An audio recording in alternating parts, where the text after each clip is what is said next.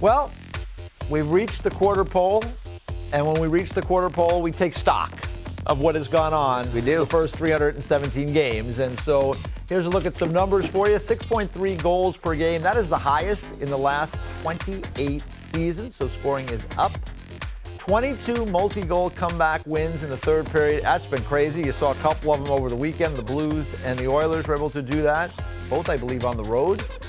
46% of games have featured comeback wins, highest ever at the season quarter mark. Again, we've seen a lot of that this year. And then, how about this? 227 games with at least one game-tying goal, meaning it's gone back and forth within the same game, the most in 35 years. It's a lot. So that's a long time. It's a lot. I mean, 35 years is a long time ago. I can remember it, barely. All right, so let's we're gonna task you guys with giving out the quarter pole awards here, the major award winners, what you're seeing through the first the first quarter of the season. So we'll start with Hartsey, then we'll go to Rupper. We'll start with the Norris Trophy. I have Cale Makar. He's going back-to-back this year. Out on a limb.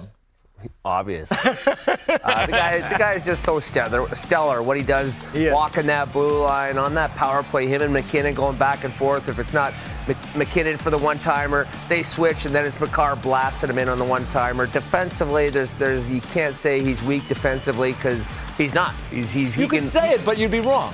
Yeah, you could. Well, definitely. Yeah. You say a lot of those things. That's true. That's true. You point them out to me all the time. So, anyways, he's just a stellar hockey player. It's fun to watch and worth the admission to watch that guy. Rupper. Yeah, well, he won, obviously, the Norris last year. I'm going to go with the guy who won it the prior year, and that's Adam Fox with the Rangers. Listen, I was at the game the other night against the afternoon, I should say, against Edmonton. They had the task, Adam Fox, Ryan Lindgren had the task of going up against Connor McDavid and Draisaitl on the same line all night. Leon and Connor were unnoticeable for 50 minutes.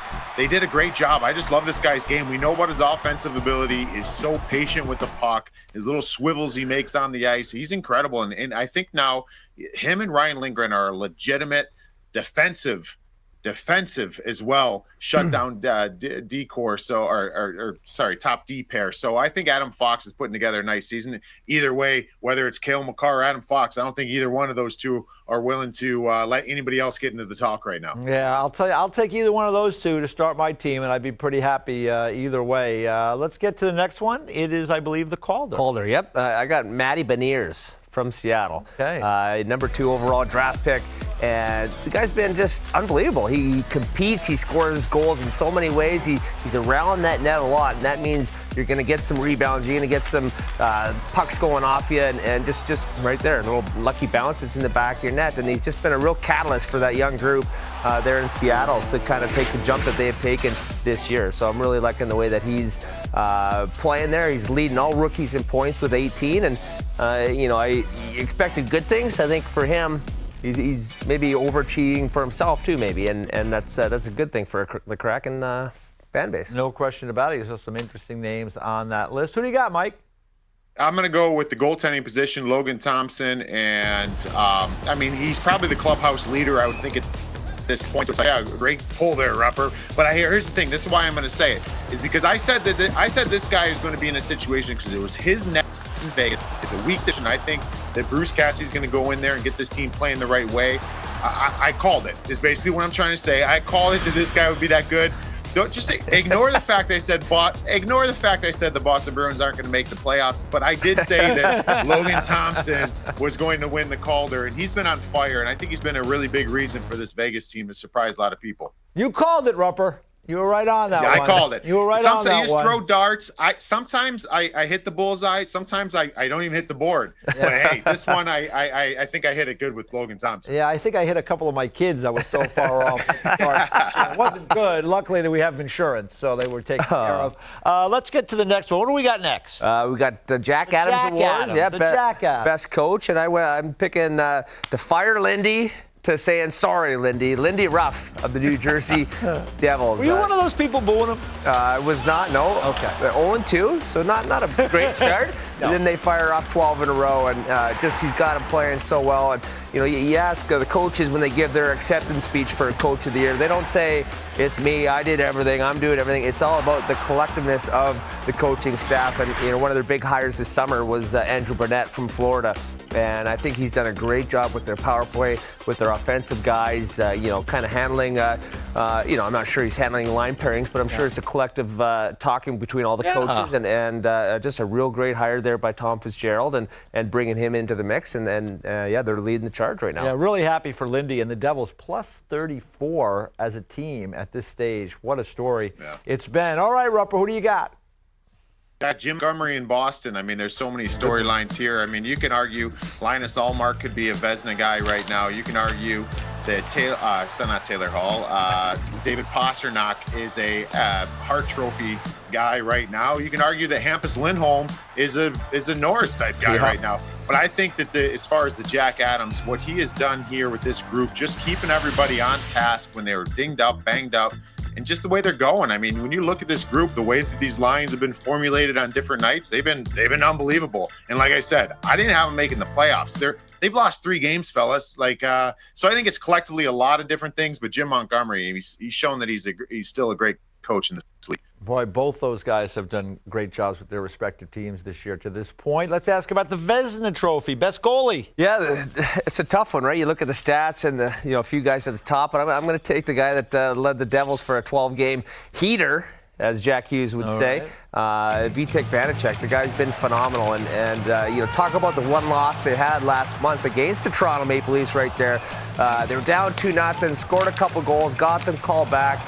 And he made some big saves in that third period to keep it a 2-goal game and then keep it a 1-goal game. And they almost tied it up there pretty near there in the late third period. But he's just been solid. Just obviously there's this, you're giving up 2 goals a game, you're doing something right. .923 save percentage, unreal. And he's got one blanking the other team out. So he's on a roll right now. And the Devils keep playing the way they are and he keeps doing his thing. He's going to be right up there. Another great acquisition fight, Tommy Fitzgerald. So it's working out so far. Mike, who do you think?